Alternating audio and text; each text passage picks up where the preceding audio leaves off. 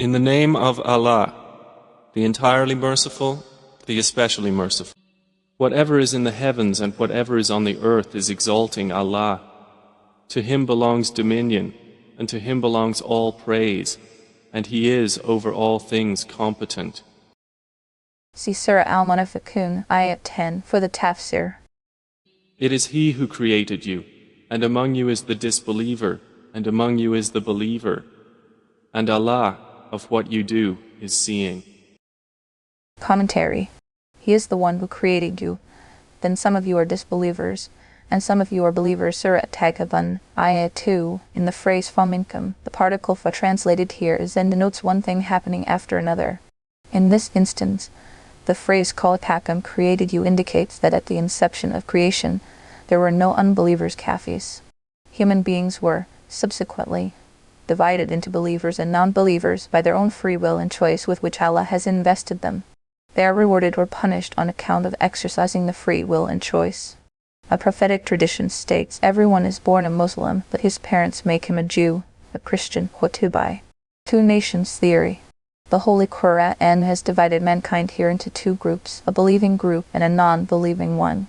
This indicates that the children of Adam is one single brotherhood, and all human beings are members of this brotherhood. Kufr, unbelief, is the only dividing line that severs relationship with this brotherhood and creates another group. He who becomes a kafir has severed the relationship of human brotherhood. Thus group formation can only take place on the basis of iman and kufr.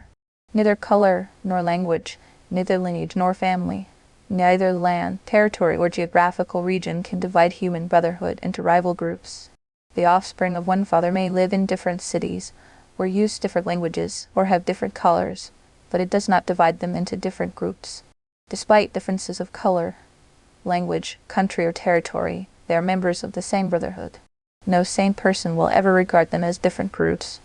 In the days of ignorance, ethnicity and tribal divisions had become the basis of factionalism, but the Messenger of Allah broke down these idols, which they pursued. By the express text of the Holy Qur'an, all believers are but brothers irrespective of their country or territory, their color or family, or their language. They all belong to one brotherhood. So likewise, the non-believers, in the sight of Islam, belong to a single community.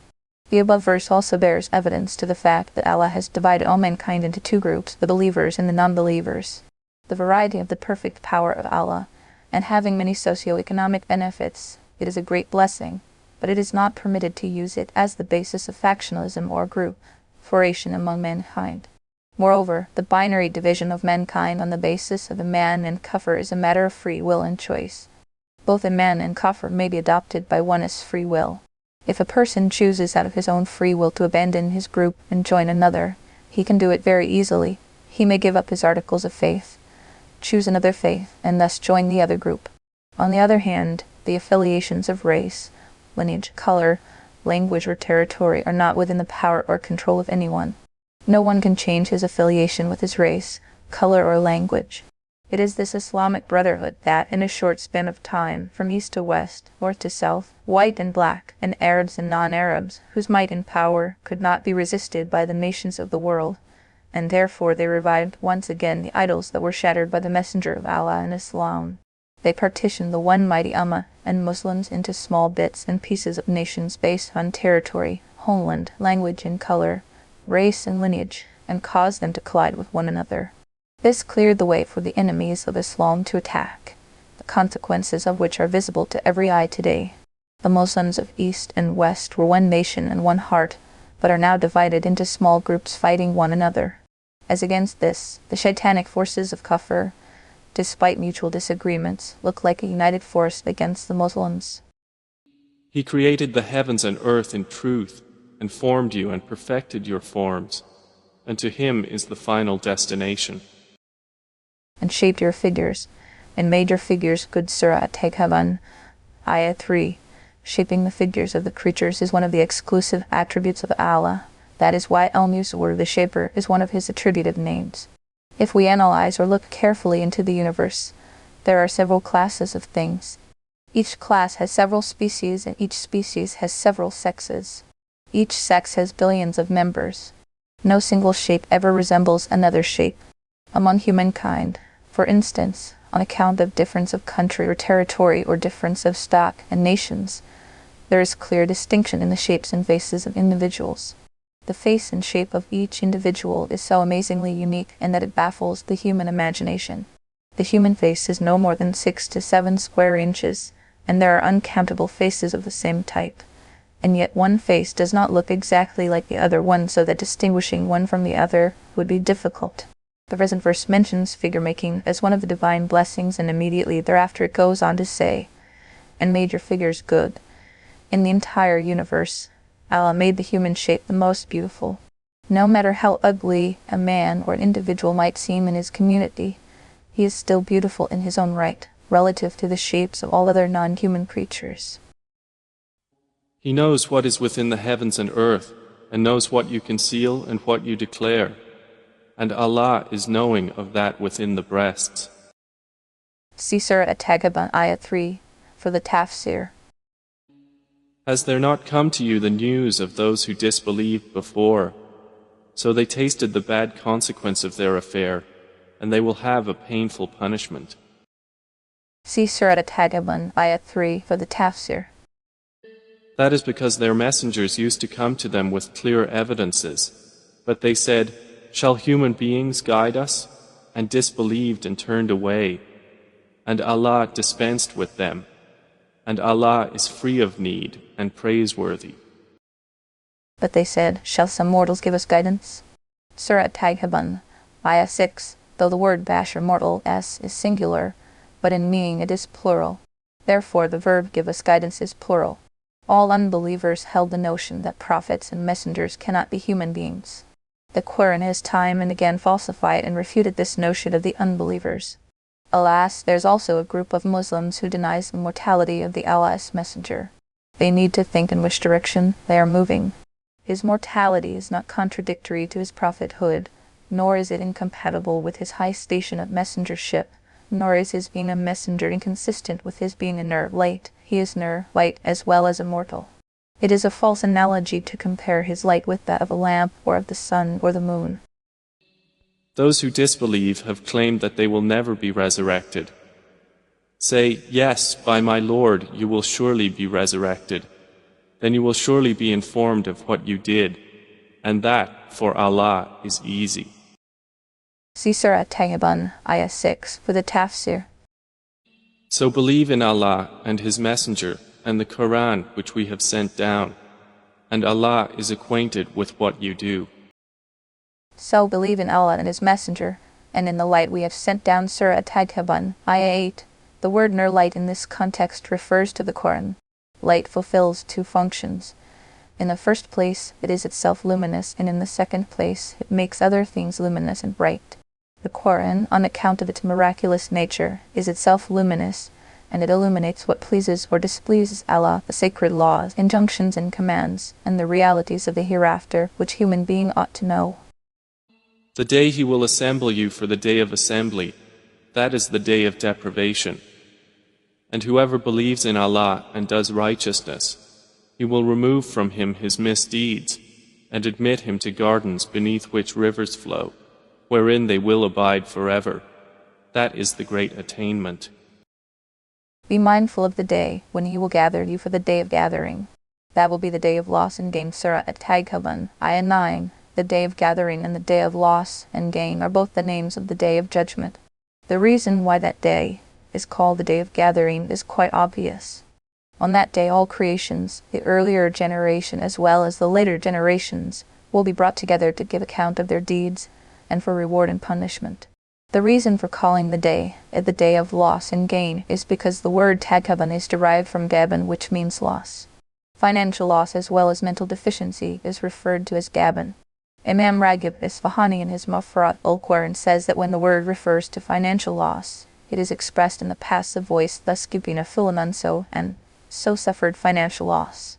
When one wants to say that he was or became deficient in his opinion or judgment, one would express it thus gabina from the triliteral verb form, the second radical being vowel with kasrai on the measure of sami. The word Taghabun is a two-way process and signifies mutuality of actions, where two parties mutually cause loss of each other, or they make manifest each other's loss. In the context of this verse, however, it is one-sided or one-way process of making manifest of non-believer as loss. The latter sense is also its recognized use. The day of loss and gain is so called because, according to authentic traditions, Allah has created two abodes for everyone in the hereafter, one in hell and another in paradise. Before admitting the righteous believers to paradise, they will be shown the abode in hell, which they would have received if they failed to believe and act righteously, so that they may appreciate their abode in paradise more highly and thank Allah more profoundly. On the other hand, the non-believers will be shown their abode in paradise, which they would have received had they believed and acted righteously, so that they may regret more bitterly and be more remorseful. These narratives also tell us that the abodes in paradise that were prepared for the non-believers will be given to the believers in paradise, and the abodes in hell that were prepared for the believers will be given to the non-believers in hell. These traditions are elaborately recorded in the two Sahihs and other collections of traditions. When the inmates of paradise will attain the places originally prepared for the disbelievers, the latter will realize what they have lost, what they have gained. Sahih Muslim, Tirmidhi, and others record on the authority of Sayyidina Abu Hurairah, may Allah be pleased with him, that the Messenger of Allah asked the noble companions, "Do you know who is a pauper?" They replied, "One who has no possessions." The Messenger said that a pauper in my community is one who will come on the day of judgment with a heap of righteous deeds, such as prayers, fasting, alms, giving, and so on, but he might have reviled someone in the world, or he might have slandered another person, or he might have killed or murdered some other person, and he might have taken away someone as property unlawfully. All these people will gather around him and demand their rights. One will take away his prayers, another will snatch away his fasts, someone will take away his alms, and a third person will carry away his other good deeds. When all his good deeds would be exhausted, the sins of the oppressed will be loaded on the oppressor, and in this way the score will be settled. Consequently, he will be pushed into the fire of hell. Mashari. It is recorded in the Sahih Bukhari that the Holy Prophet has said, "Whoever has an obligation towards someone should discharge it or ask his oblator to forgive it here in this world. Otherwise, he will have no dirhams or dinars, money, there in the hereafter to set off his liabilities. The obligors will be given the good deeds of the debtor in lieu of their unfulfilled rights. When his good deeds will be exhausted, the sins of the oppressed will be added to the account of the oppressor." Sayyidina Ibn Abbas, may Allah be pleased with him, and other leading authorities on tafsir have given the foregoing reason for naming the Day of Judgment as the Day of Loss and Gain. Other authorities express the view that the grief of loss will not only be felt by the miserable non-believers, but also by the righteous believers. The latter will feel a sense of loss in that they will bitterly regret that they wasted much of their time in life and failed to carry out more good deeds, so as to attain more blessings and favors in paradise, as is stated in a prophetic tradition. He who sits in an assembly and does not remember Allah in the entire session, this assembly will be a source of bitter regret for him. Hutubai writes that on that day every believer will feel a sense of loss on account of shortcomings in the fulfillment of his duties and obligations in life. Naming the Judgment Day as the Day of Loss and Gain is like its being named as the Day of Bitter Regret in Surah Maryam.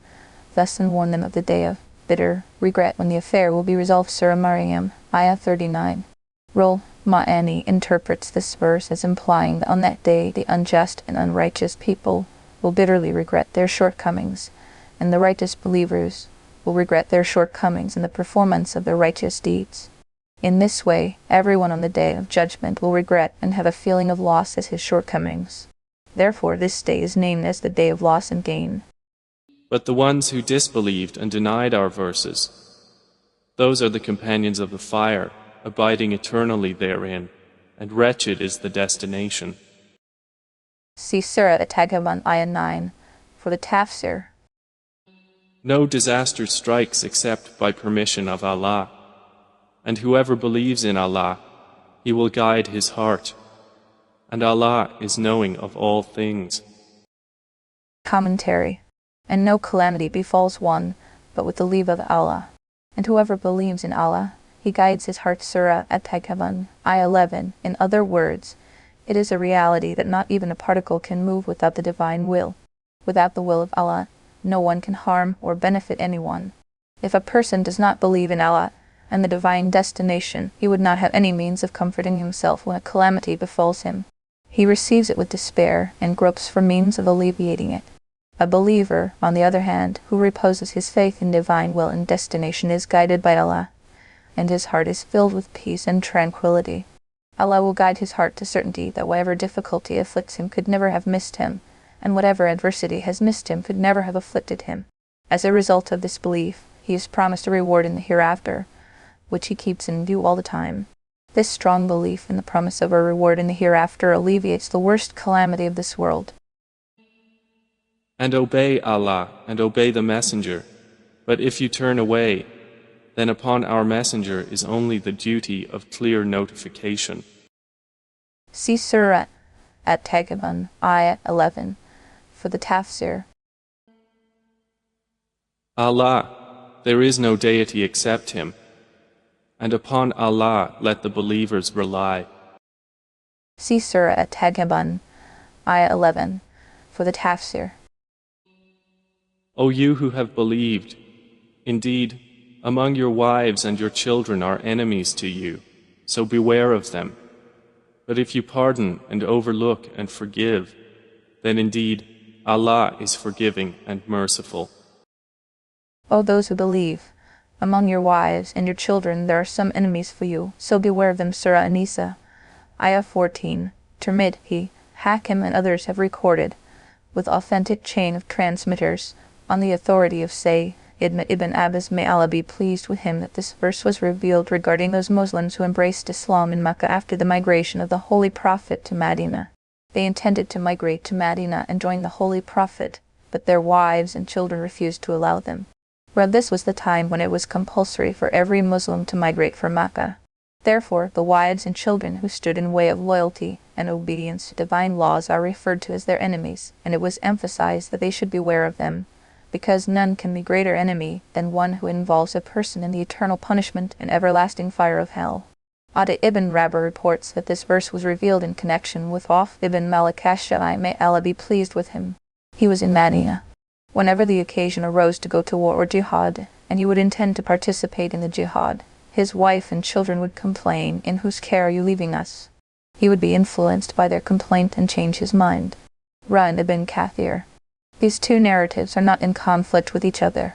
Both narratives, in their own right, can be the cause of revelation, because wife and children that stand in the way of obeying Allah's laws, whether migration or jihad, they become the enemies of Allah.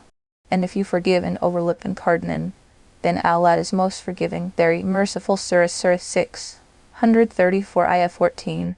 The Muslims who were warned by the previous verse that their wives and children were their enemies decided that they would treat their family members harshly. On that occasion, this part of the verse was revealed. The verse purports to say that although your wives and children behaved like enemies and stood in your way to perform your duty towards Allah, do not treat them harshly and mercilessly, but rather treat them politely and leniently. This is better for you because Allah loves forgiving and showing mercy.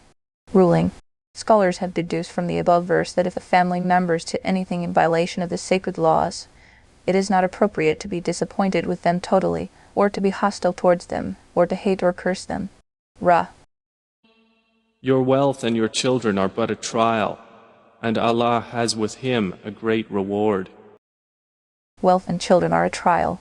Your riches and your children are but a trial. Surah At-Taghabun, Ayah 14. The word fitna means test or trial.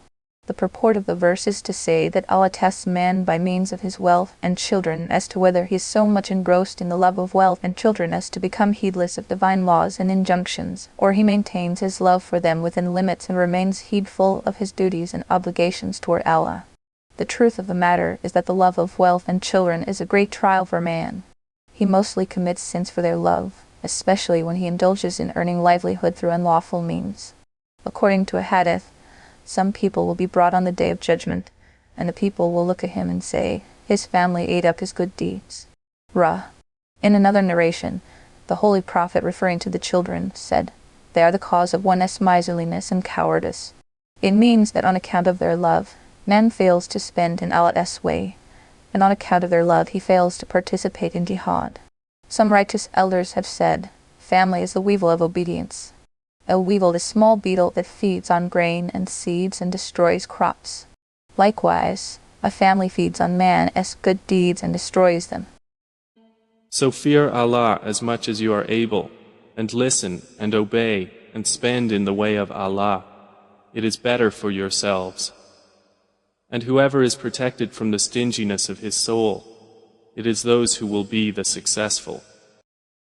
So observe taqwa, total obedience to Allah in awe of Him, as far as you can. Surah At-Taghabun, Ayah 16. When the verse observe taqwa as is his due, Surah Al-Imran, Ayah 102 was revealed, the blessed companions felt it very difficult, because it was impossible for anyone to observe taqwa of Allah as is due to him. On that occasion, the present verse was revealed, which clarified that no imposition is made on man more than he can bear. Taqwa too must be observed as far as it is possible for man to observe. If a person tries to obey Allah as due, Rut condensed. If you loan Allah a goodly loan, He will multiply it for you and forgive you, and Allah is most appreciative and forbearing. See Surah At-Taghabun, Ayah 16, for the Tafsir. Knower of the unseen and the witnessed, the exalted in might, the wise. See Surah At-Taghabun, Ayah 16, for the Tafsir.